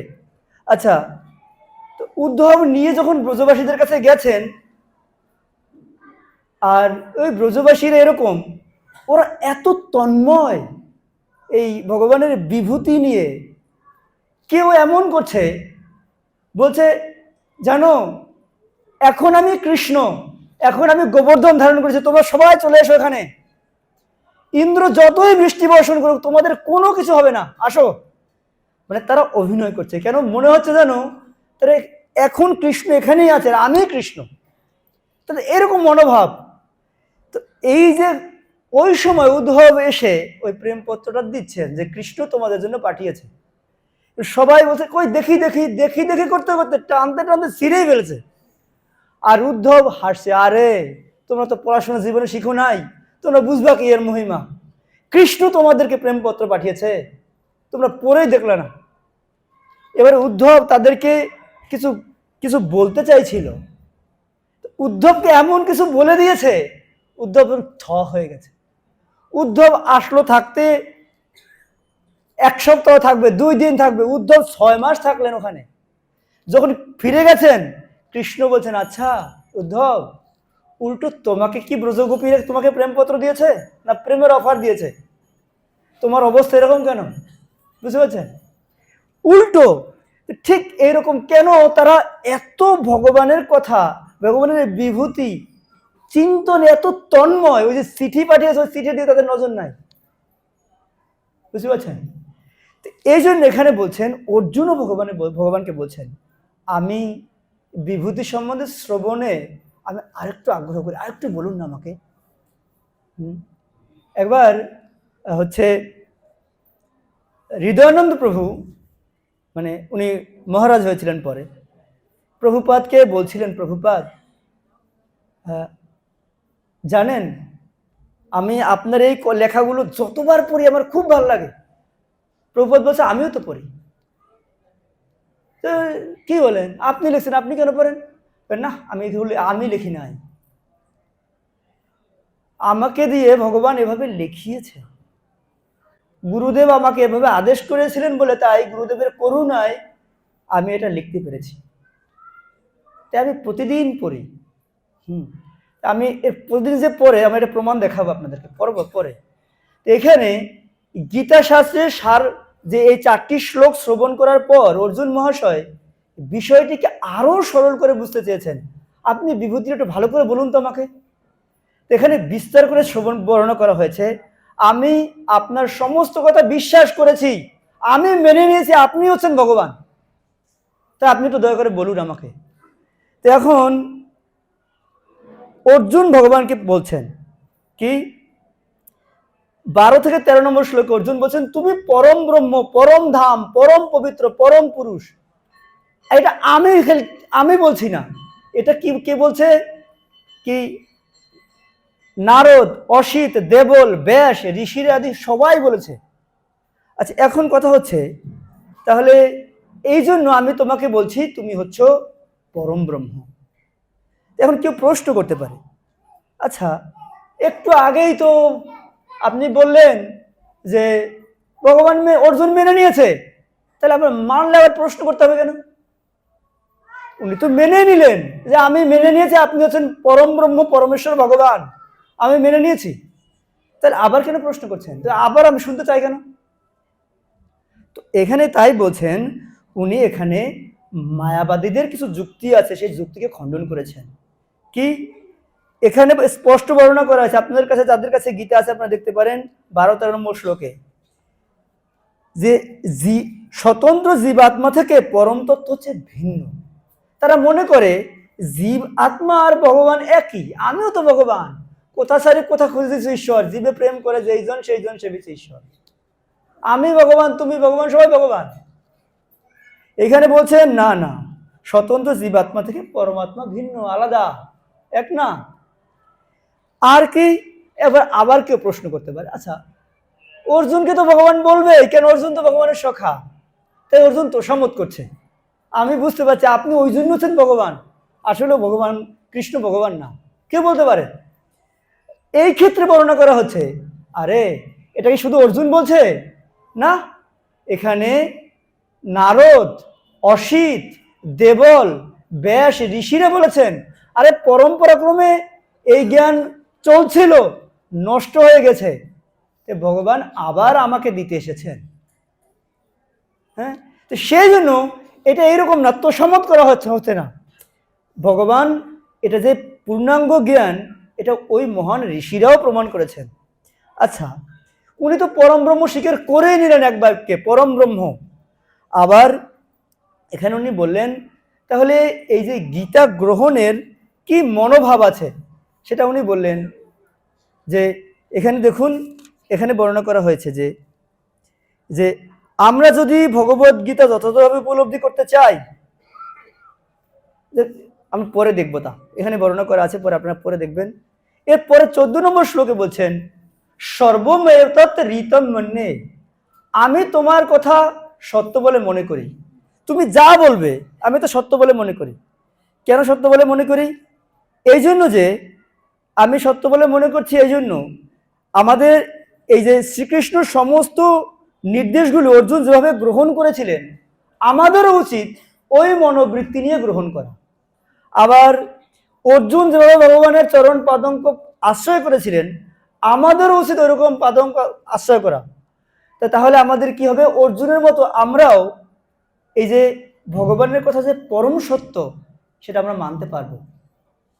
আচ্ছা, এরপরে বলছেন 15 নম্বর শ্লোকে স্বয়মেবা আত্মনাম আত্মন্যম বেথু, তুমি নিজেই তোমার চিৎশক্তি শক্তির দ্বারা তোমার ব্যক্তিত্ব অবগত আছো, তুমি নিজেই আছো। কেন আছো? এই যে ভগবত গীতা শ্রীকৃষ্ণের বাণী, এবং যেহেতু তা কৃষ্ণ তত্ত্ববিজ্ঞান, তা আমাদের অর্জুনের মতো শ্রীকৃষ্ণের কাছ থেকেই বোঝার চেষ্টা করা উচিত, নাস্তিকের কাছ থেকে না।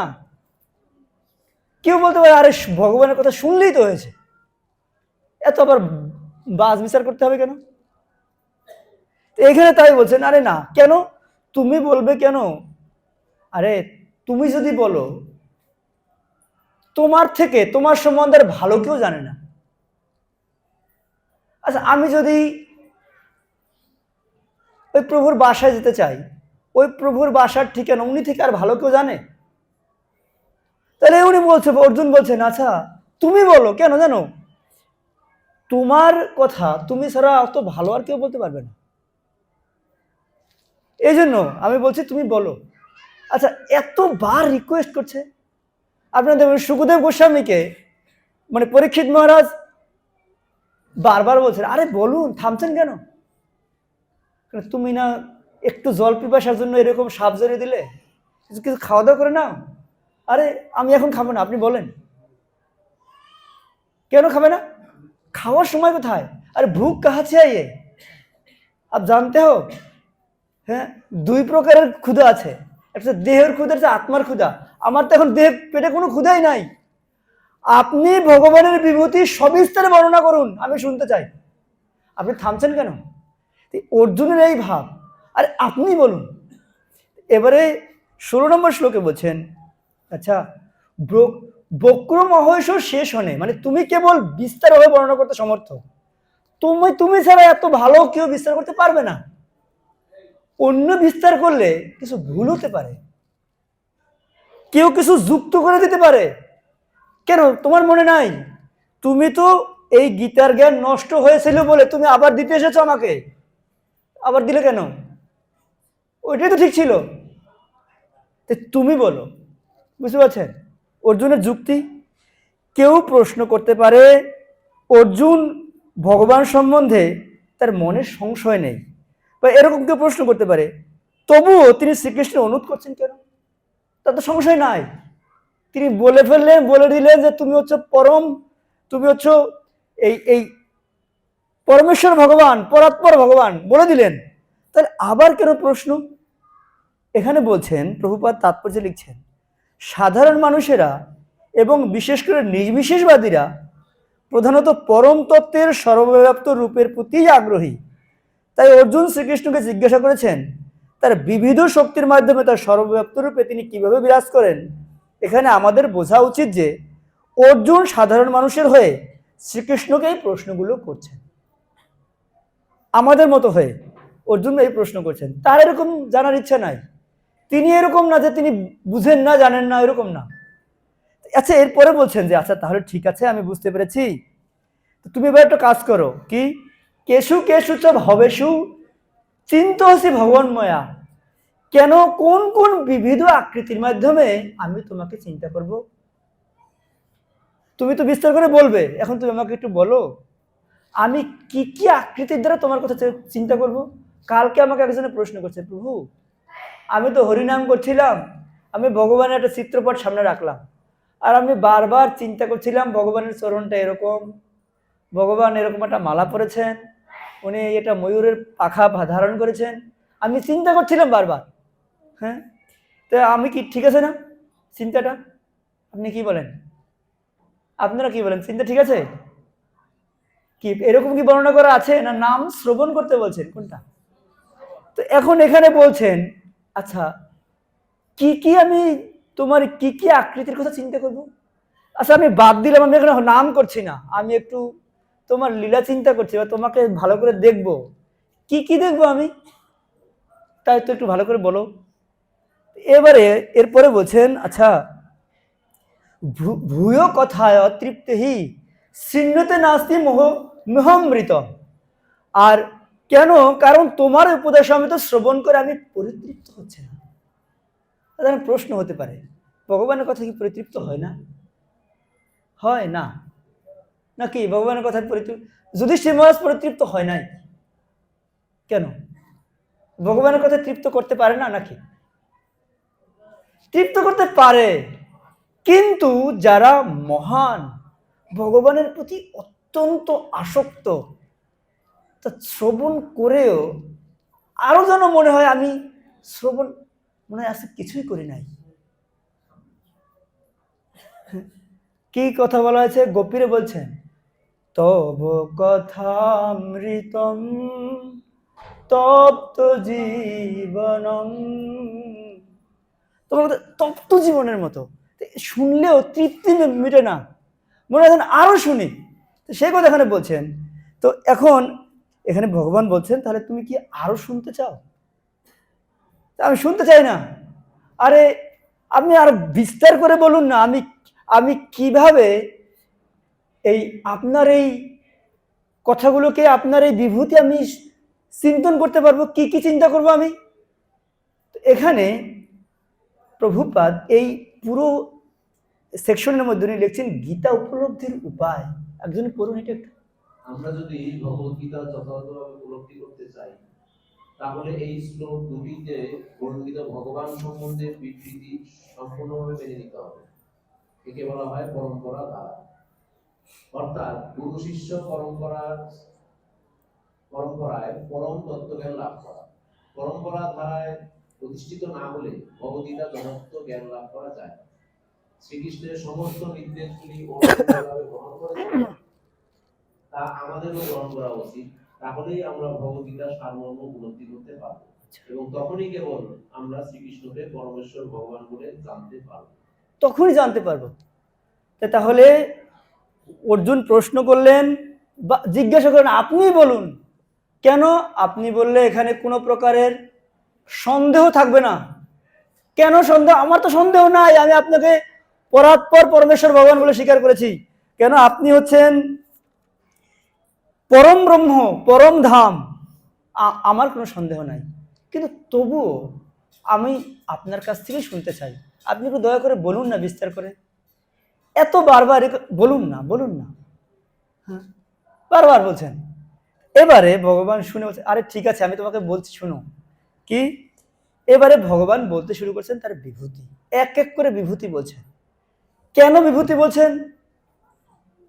একটু আগে যে আমরা একটা শ্লোক বললাম, রসহম অপসকন্তেয় প্রভাস্মি শশী সূর্য প্রণব সর্ববেদেশু শব্দক্ষয় পুরুষনিষ।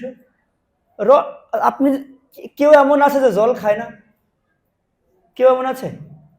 ভগবান বলছেন আমি হচ্ছি রসহম অপসকন্তেয়, আমি হচ্ছে জলের রস। তুমি যখনই জল পান করবে আমার কথা মনে করবে। ভগবান হচ্ছে জলের রস, চন্দ্র সূর্যের প্রভা, দিন রাত যে হচ্ছে এটা ভগবানই। আচ্ছা এবারে বলুন তো, চৈতন্য চরিতামৃতে যে শ্লোকটা আছে, যত্র যত্র নেত্র পরে তত্র তত্র হবে কিনা? তাহলে বিভূতি কত মহিমান্বিত, বুঝতে পেরেছেন? হ্যাঁ, যে এখানে বলতে চাইছেন যে যাতে আমি যেই দিকে তাকাই ওই দিকে আপনার বিভূতি দেখতে পাই। এবারে একদম 19 থেকে শেষ শ্লোক অবধি বর্ণনা করছেন যে কি, এই 19 নম্বর শ্লোকে বলছেন যে পরমেশ্বর ভগবান বলেন, হে কুরুশ্রেষ্ঠ, হ্যাঁ আমি আমার দিব্য প্রধান প্রধান বিভূতিসমূহ তোমাকে বলবো, যেহেতু আমার বিভূতিসমূহ হচ্ছে অন্তহীন। আমি চিন্তা করছি আমি কি বলবো তোমাকে, কোন দিক থেকে শুরু করব। আমার এত বিভূতি, আমি কোন দিক থেকে শুরু করব তোমাকে বলতে।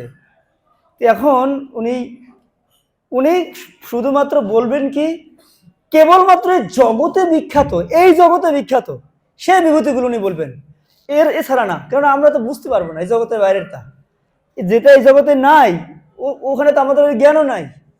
তো আমি আমার অত বিভূতি আমি তোমাকে অল্প একটু মাত্রায় বলবো শুধুমাত্র। আচ্ছা, কেন বলবো? কেন? এই জন্য নির্বিশেষবাদীরা অথবা সর্বেশ্বরবাদীরা পরমেশ্বর ভগবানের অসাধারণ বিভূতি বা তার দিব্য শক্তির প্রকাশ উপলব্ধি করতে পারে না। জড় ও চিন্ময় উভয় জগতেই ভগবানের শক্তি ভিন্ন ভিন্ন প্রকাশের মাধ্যমে ব্যক্ত হয়েছে। এখন শ্রীকৃষ্ণ তা এমন হয়ে বর্ণনা করছেন যে একজন সাধারণ মানুষও তা প্রত্যক্ষ করতে পারে। এভাবে ভগবান তার বৈচিত্র্যময় শক্তির কেবল একাংশ বর্ণনা করছেন। একদম সাধারণ লোকও এই ভগবানের এই মহিমা শুনে আকৃষ্ট হতে পারবেন, একথা প্রভুপাদ তাৎপর্যে বলছেন। এবারে আপনারা একটু আলাদা আলাদা যখন পড়বেন বিভূতিগুলো, উনি সরাসরি বলছেন আমার দেখো এই হচ্ছে আমার বিভূতি। পড়ুন।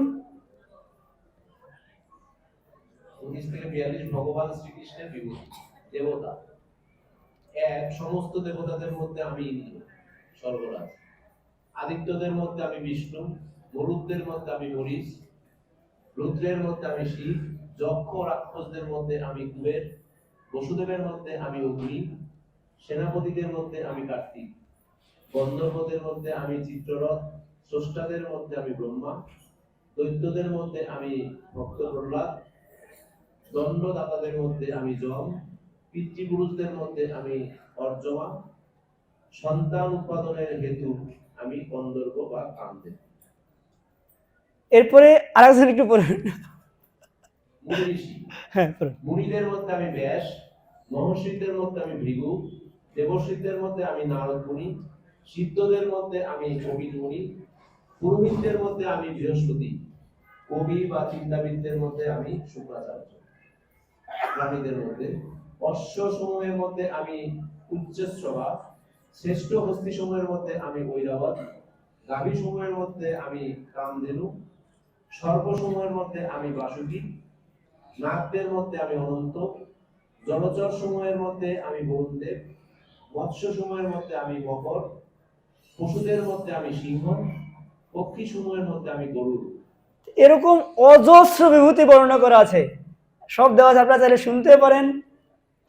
হ্যাঁ এইটাই পড়ুন শেষ, এইটাই। তারপরে বশীকারীদের মধ্যে আমি কাল, অস্ত্রধারীদের মধ্যে আমি পরশুরাম, বঞ্চনাকারীদের মধ্যে আমি দ্রুতক্রিয়া, দমনকারীদের মধ্যে আমি দণ্ড, অস্ত্র সমূহের মধ্যে আমি বজ্র, হরণকারীদের মধ্যে আমি সর্বনাশী মৃত্যু, সংহারকারীদের মধ্যে আমি মহাকাল রুদ্র, আমি জ্ঞানীদের মধ্যে জ্ঞান, গুহ্য ধর্মের মধ্যে আমি মৌন, বিজয়কামীদের মধ্যে আমি নীতি, আমি তেজস্বীদের তেজ, আমি নারীদের কীর্তি, শ্রী, বাণী, স্মৃতি, মেধা, ধৃতি, ক্ষমাগুণ, আমি উদ্যমীদের উদ্যম, আমি বিজয়, আমি বলবানদের বল।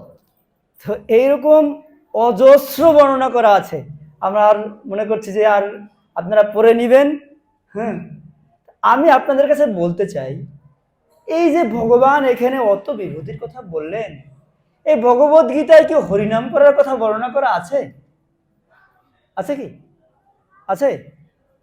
হ্যাঁ আছে নাকি? একজন প্রশ্ন করেছিল, আমি আপনাদেরকে দেখাতে চাই কি সমস্ত বাক্য সময়ের মধ্যে আমি ওঙ্কার, আর যজ্ঞ সময়ের মধ্যে আমি হরিনাম বা জপযজ্ঞ, বেদ সময়ের মধ্যে আমি সামবেদ। তাহলে গীতায় তো প্রভু হরিনাম করার কথা নাই। তাই আপনারা বারবার বলেন নাম করতে, নাম করতে, কেন? আছে? আছে। এইভাবে ভগবান সমগ্র বিভূতির কথা, সমগ্র মানে এক অংশের বিভূতির কথা বলছেন, এক অংশ বিভূতির কথা বলছেন। আচ্ছা, এই যে বিভূতি, তাহলে এই বিভূতি যদি আমরা জানতে পারি লাভটা কি হবে? হ্যাঁ, কি লাভ হবে? আমার মনে আছে যদি এরকম হয়, আপনি কোনো একটা বিশেষ স্থানে গেলেন, ওই বিশেষ স্থানের মহিমা শুনেছেন, এইখানে যদি আপনি আবার ওখানে দেখে এসেছেন, এখানে যদি ওই বিশেষ স্থানের মহিমা আলোচনা হয়, সাথে সাথে আপনার কিরকম মনে হবে? আমি তো ওখানে গিয়েছিলাম, মনে হবে না?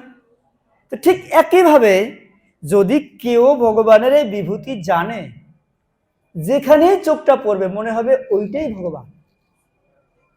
বুঝতে পারছেন? তাহলে কি মনটা যে চিন্তা করবে, কি চিন্তা করবে? তাহলে ওই বিভূতি চিন্তা করবে।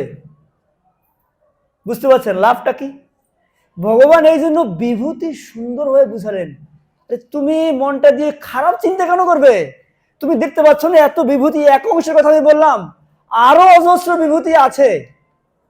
হ্যাঁ, আচ্ছা তুমি এই ভাগবতম পড়ে যাও বৃন্দাবনে, তুমি কাঠ ইট পাথর দেখবে না। রাধা গোবিন্দ, একবার আমার মনে আছে রাধা রমন স্বামী মহারাজ বলছেন যে তুমি তো বৃন্দাবনে এসেছো, কিন্তু আপ বৃন্দাবন তো আए गया, आप कृष्ण को देखना चाहिए, হ্যাঁ, ढूंढना नहीं चाहिए।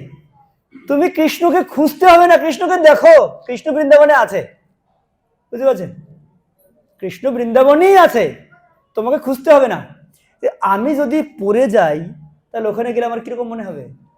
অক্রূর কেবলমাত্র শুনেছিলেন দেবকী বসুদেবের কাছ থেকে কৃষ্ণের কথা। কৃষ্ণ অক্রূর বৃন্দাবনে আসবেন কৃষ্ণকে নিতে, প্ল্যান করছেন 2 দিন থেকে। কি করবেন ওখানে গিয়ে? যদি কোনোভাবে কৃষ্ণের ফুটস্টেপ মিলে যায়, ওখানে উনি দণ্ডবোধ হয়ে প্রণাম করে থাকবেন। কেউ যদি তাকে ডেকে উঠায় তাহলে উনি উঠবেন। বুঝতে পারছেন? প্ল্যান করছেন, চিন্তন করছেন কি হবে, আমি ওখানে গিয়ে কি করব? কৃষ্ণকে দেখলে আমি কি আলিঙ্গন করব, নাকি দণ্ডবোধ প্রণাম করব, নাকি স্পর্শ করব, কি করব আমি? এ হচ্ছে বিভূতি জানলে লাভ। বুঝতে পারছেন? ঠিক আছে, আমার মনে হয় আপনারা বুঝতে পেরেছেন। আমরা অল্প এই যে পুরো অধ্যায়টা আলোচনা করলাম, এখানে বর্ণনা করা আছে একদম সংক্ষেপে। আমরা যদি মনে রাখতে চাই, এখানে বলা আছে সি মানে SEE, 1 থেকে 7 নম্বর শ্লোকে বলা আছে সোর্স অফ এভরিথিং, ভগবান হচ্ছে সমস্ত কিছুর উৎস। এবার এসেন্স অফ ভগবত গীতা, 8 থেকে 11 নম্বর শ্লোকে বর্ণনা করা হয়েছে কেন চতুর্শ্লোকে গীতা বর্ণনা করা হয়েছে। আর 12 থেকে 42 নম্বর শ্লোকে বর্ণনা করা হয়েছেন বিভূতি সর্বত্র বিরাজমান, মানে এভরিহোয়ার, যেখানে তাকাবে ওখানে আমার বিভূতি দেখতে পাবে। এমন না যে তুমি ও আচ্ছা, তুমি যদি জেনেই ফেলো তো তোমার মনটা তোমার সাথে ডিস্টারবেন্স করবে না, ওই দিকেই তোমার মনে হবে না এটাই তো ভগবানের সাথে সম্পর্কযুক্ত।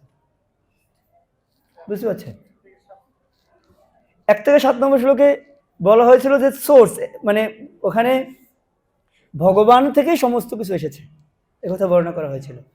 আচ্ছা, এই অধ্যায়ে আমরা যা ব্যবহারিক প্রয়োগ শিক্ষা লাভ করতে পারি, একজনের একটু পড়ুন। এই অধ্যায় থেকে ব্যবহারিক প্রয়োগ: শ্রীকৃষ্ণের পরমেশ্বরের কথা জানতে পেরে মানুষ ভক্তিযোগ অনুশীলনের প্রতি উৎসাহিত হয়। কেবল শ্রীকৃষ্ণের কৃপায় কৃষ্ণকে জানা যায়, জনজাগতিক কোনো যোগ্যতার দ্বারা তাকে কখনই জানা যায় না। শ্রীকৃষ্ণকে পূর্ণরূপে জানতে পারলে তৎক্ষণাৎ সমস্ত পাপ থেকে মুক্ত হওয়া যায়। শ্রীকৃষ্ণের স্বরূপ বা অবস্থানকে মূল্যায়ন করতে পারলে মানুষ তার শরণাগত হবে। তিনি সমস্ত কিছুর মধ্যে সর্বোত্তম। যখন সর্বোত্তম কোনো কিছু দর্শক হবে তখন আমরা তার কথা মনে রাখতে পারব। শিল প্রভুপাদকে একবার জিজ্ঞাসা করেছিলেন, প্রভুপাদ আপনি এই সংস্থার নাম কৃষ্ণ ভাবনামৃত রেখেছেন কেন? এই সংস্থার নাম কৃষ্ণ ভাবনামৃত সংঘ কেন রেখেছেন? তো প্রভুপাদ উত্তর দিয়েছেন, আমাদের কাজ এটাই, কৃষ্ণ ভাবনায় তন্ময় হয়ে থাকা। লাভ কি?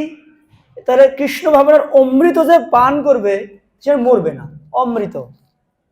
আর জন্মগ্রহণই করবে না তো মরবে কি? বুঝতে পারছেন? মানে আমাদের সব সময় ব্রজবাসীদের মতো কৃষ্ণকে মনে করা উচিত, মনে রাখা উচিত। কিভাবে? আমি ভগবত গীতা যখন রচনা করেছিলাম তখনই আমি মনে মনে ভাবছিলাম, আমার গুরুদেব যে আমাকে বলেছেন পাশ্চাত্যকে কৃষ্ণ ভাবনামৃত প্রচার করতে, যদি আমাদের এরকম একটা কিছু হয়ে যায় তাহলে আমি কি করব? আমি এইরকম করব যে এই সংস্থার নাম রাখবো কৃষ্ণ ভাবনামৃত সংঘ। উনি যখন বিভূতি যোগ লিখছিলেন তখন, কেন? যাতে সবাই এই ভগবানের কথা মনে করতে পারে। বুঝতে পারছেন? তো সেই জন্য এই অধ্যায়টা অত্যন্ত গুরুত্বপূর্ণ।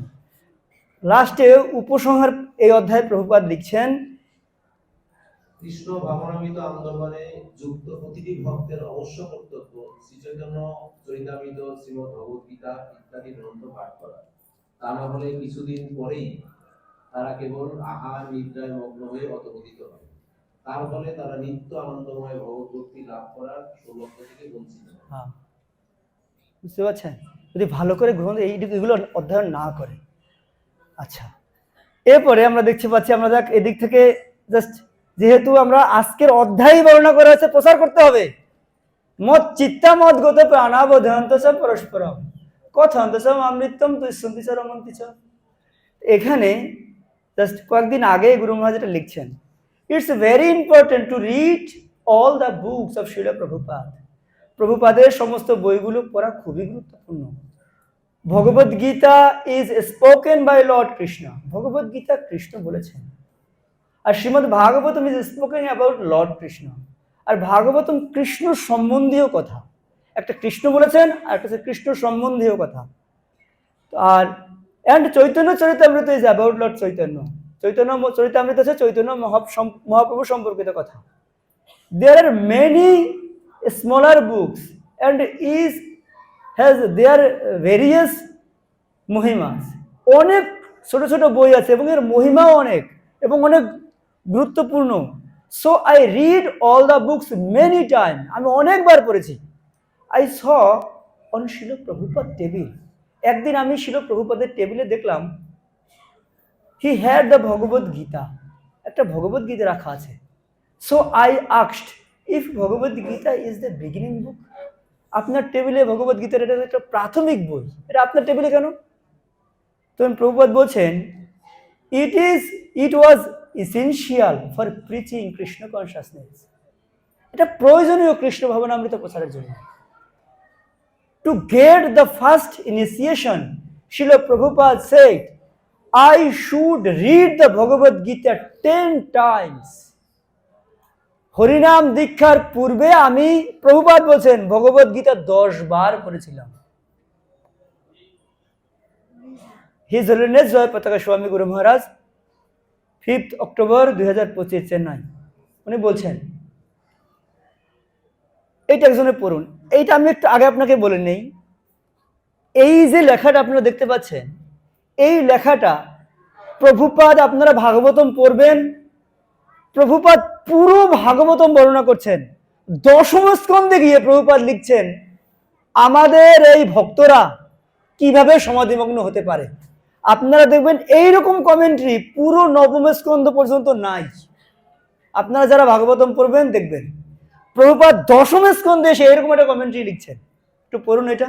বুক ডিস্ট্রিবিউশন ব্যাক টু গডের এই শ্লোকে ক্রিয়াশু শব্দটি অত্যন্ত গুরুত্বপূর্ণ। দৈহিক শ্রমের দ্বারা ভগবানের ব্যবহারিক সেবায় যুক্ত হওয়া কর্তব্য। আমাদের এই কৃষ্ণ ভাবনামৃত আন্দোলনে আমাদের সমস্ত কার্যকলাপই কৃষ্ণ ভাবনাময় গ্রন্থাবলী বিতরণ ভিত্তি। এই কার্যটি অত্যন্ত গুরুত্বপূর্ণ।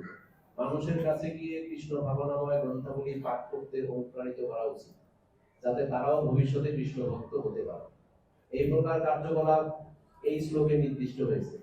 ক্রিয়াসু যৎচরণারণ বিন্দায়। এই প্রকার কার্যকলাপ ভক্তকে সর্বদাই ভগবানের শ্রী পাদপদ্মের কথা স্মরণ করিয়ে দেবে। কৃষ্ণ ভাবনাময় গ্রন্থাবলী বিতরণ করলে মন সর্বতভাবে ভগবান শ্রীকৃষ্ণের চিন্তায় মগ্ন থাকে। এটি হচ্ছে সমাধি। মন মগ্ন থাকবে। আপনি বই নিয়ে বের হয়ে যান তো রাস্তায়, আপনাকে চিন্তা করতে হবে না ভগবানকে, অটোমেটিক চিন্তা আপনাকে করাবে। কারণ কে নেবে বই আপনার কাছ থেকে? কেউ এমন আছে যে ডেকে বলবে আসো ভাই আমাকে একটা বই দাও? বলবে নাকি? আপনার প্রার্থনা করতে হবে প্রভুপাদের কাছে, ভগবানের কাছে, একটা আমি যাতে একটা বই দিতে পারি।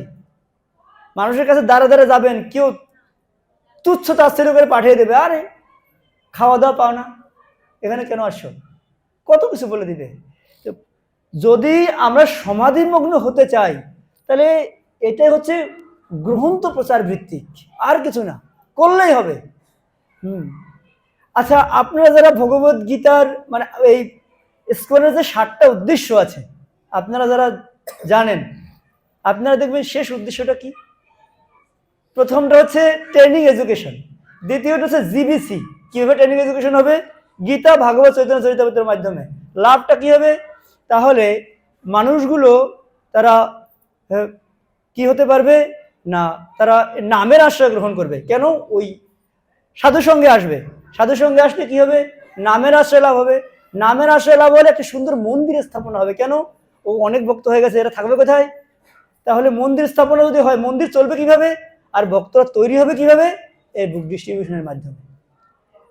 বলছে উপরের এই যে 5টি, উপরের যে 6টি কার্যকলাপ সম্পন্ন হবে কেবলমাত্র একটা করার মাধ্যমে, যদি কেউ এই গ্রন্থ এবং ম্যাগাজিন প্রচার করে। আমি চাই যে আমার সকল অনুগামীরা যেন প্রবলভাবে এই গ্রন্থ বিতরণের জন্য চেষ্টা করে। করতে হবে না, চেষ্টা করুক। কীর্তির আজকে পত্র 27 নভেম্বর 1971, লাস্ট। এটা আপনারা একজনে ভালো করে একটু পড়ুন। আমরা বহু গ্রন্থ ছাপাচ্ছি, এই জ্ঞান বিস্তারের জন্য তা অবশ্যই বিতরণ করতে হবে। গৃহ থেকে গৃহে, স্থান থেকে স্থানে, ব্যক্তি থেকে ব্যক্তিতে এই সাহিত্যগুলো অবশ্যই পৌঁছে দিতে হবে। কেউ যদি একটি বই নেয়, অন্তত একদিন সে তা পড়বে। ওই দিন যে বইটি কিনলাম তাতে কি আছে দেখা যায়, এবং সে যদি একটি লাইন পড়ে তার জীবন সফল হবে। সে যদি কেবল সতর্কতার সাথে একটি লাইন পড়ে। এটি এমনই সাহিত্য, তাই আমি গ্রন্থ বিতরণের উপর এত বেশি জোর দিচ্ছি। যে কোনো প্রকারে, ছোট বই অথবা বড় বই, যদি তা কাউকে দেয়া যায়, সে কোনোদিন তা নিশ্চয়ই পড়বে। ভগবদ্গীতা যথাযথ 16 এর উপর প্রবচন, হাওয়াই, 5 ফেব্রুয়ারি 1975। একবার শিল প্রভুপাদ অনেক অসুস্থ, তখন ওই সময় একটা বই, এই যে তৃতীয় স্কন্ধের একটা ভলিউম, তৃতীয় স্কন্ধের তখন 4টা ভলিউম হয়েছে তৃতীয় স্কন্ধের। তো তৃতীয় স্কন্ধের যদি এখনো 2টা ভলিউম আছে, তখন প্রথম পার্টেরই 4টা ভলিউম হয়েছে। 4র্থ নম্বর ভলিউমটা এনে প্রভুপাদের হাতে যখন দিলেন, প্রভুপাদ উঠে দাঁড়িয়েছেন, অসুস্থ, বৌদ্ধ পাশে বসা আছে। তো প্রভুপাদ তমাল কৃষ্ণ মহারাজকে মহারাজ ধরে ফেলছেন, আরে প্রভুপাদ আপনি উঠছেন, আমাকে ছাড়ো। কেন? যখন আমি দেখি একটা নতুন বই পাবলিশড হয়েছে, আমি যুবক হয়ে যাই। বুঝতে পারছেন? প্রভুপাদ এত প্রিয়। তো সেই জন্য আমাদের উচিত এই শ্লোকে যাও, এই অধ্যায়ে যা বলছেন, মত চিত্তা মদগত প্রাণা বোধয়ন্ত চ পরস্পরম কথায়ন্ত চ মাম নিত্যম তুষ্যন্তি চ রমন্তি চ। আর কি, এই যে আমরা দেখলাম চতুর্শ্লোকী ভগবত গীতার যে দ্বিতীয় শ্লোকটি যে আমরা দেখলাম, কি ছিল 2 নম্বর শ্লোকটি? হ্যাঁ, এটাই ছিল। তাহলে উনি কি বলতে চাইছেন? তাহলে প্রচার করো নাকি? তাহলে এই পর্যন্ত থাকলো। তাহলে শিল প্রভুপাদ কি যা, সমবেত ভক্তবৃন্দ কি যা, নিতাই গৌর সীতানাথ প্রেমানন্দে। আচ্ছা, আমি একটা প্রশ্ন করেছিলাম, আপনাদের মনে আছে? কেউ প্রশ্নের উত্তরটা দিবেন দয়া করে?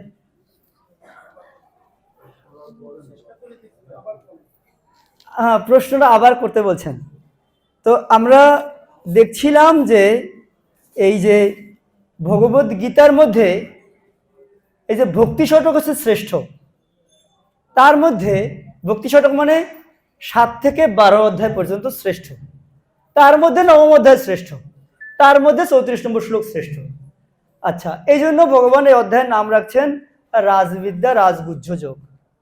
কিন্তু যখন এই 10ম অধ্যায় বিভূতি যোগ বলতে শুরু করলেন, উনি বলছেন আমি পূর্বের থেকে উৎকৃষ্ট তত্ত্ব বলছি। তাহলে কেন উনি আগের অধ্যায়ের নাম রাখলেন রাজগুহ্য যোগ, এই অধ্যায়ের কেন নাম রাখলেন বিভূতি যোগ? এই অধ্যায়ের কেন নাম রাজগুহ্য যোগ হলো না? কি বুঝতে পেরেছেন না? কেউ বলতে চান? প্রভু বলতে চাইছে, মাইকটা দেন একটু।